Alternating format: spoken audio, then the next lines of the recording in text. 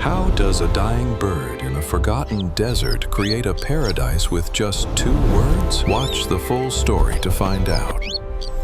In a desert that had forgotten the meaning of rain lived a tiny sparrow that had forgotten the feeling of flight.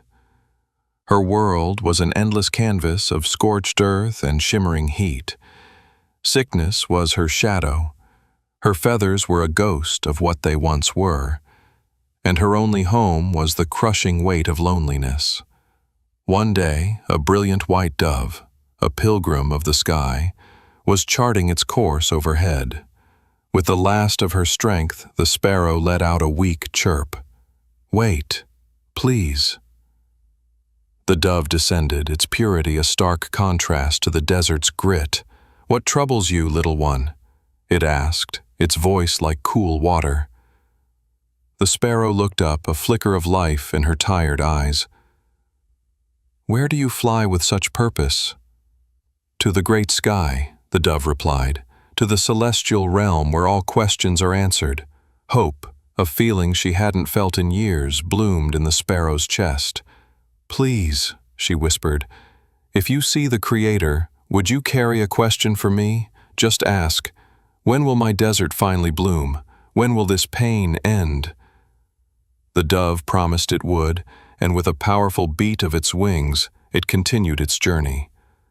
Upon reaching the gates of the great sky, the dove was met by a celestial guide, an angel of serene presence. The dove relayed the sparrow's story and her heart-wrenching question. The angel's expression was full of compassion. "The Creator has written that her trials will last another 10 years. Only then is her happiness destined to begin." The dove's heart sank. "If I tell her that, her spirit will shatter. She'll have nothing left to live for. There must be another way, a way to help her." The guide paused, a thoughtful light in its eyes. "There is one path. It is not a path of doing, but of being. Tell her this. In every moment, no matter how harsh, she must find the strength to say 2 words, 'Thank you.'" The dove returned, finding the sparrow weaker than before. It delivered the message. The sparrow was confused, but in her desperation she made a solemn vow.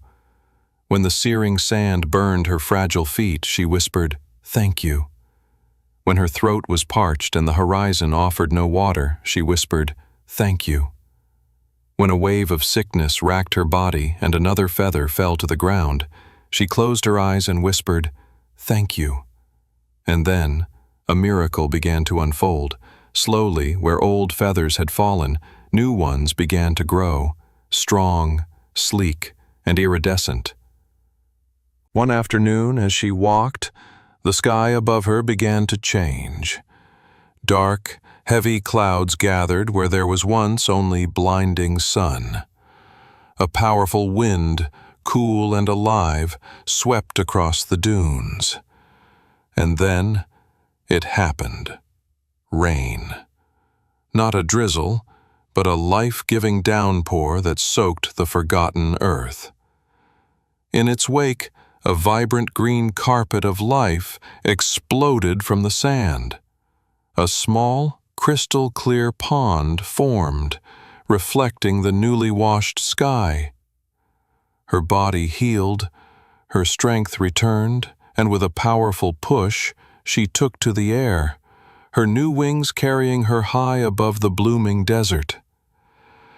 10 days after their first meeting, the dove passed by again and froze mid-flight. It saw a paradise where there was once a wasteland.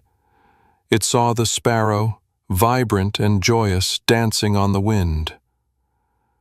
How? The dove wondered. The guide said 10 years. It flew back to the great sky and found the angel. "I don't understand. Her fate was 10 years of sorrow, but it was over in 10 days. The angel smiled, its light growing brighter. Her fate was 10 years of sorrow, but fate is not a cage, it is a classroom. With every genuine act of gratitude, she was rewriting the story of her life. When you accept your trials not with bitterness but with thanks, You are no longer a victim of your past, but the master of your future. Her test was over. 10 years of sorrow were transformed into 10 days of lessons, all because of a grateful heart. In our own lives, we all have our deserts, moments of struggle that feel endless, and our first instinct is often to cry out, "Why me?" But what if the key to changing our landscape isn't to fight the sand, but to be grateful for it? Complaining makes our burdens heavier.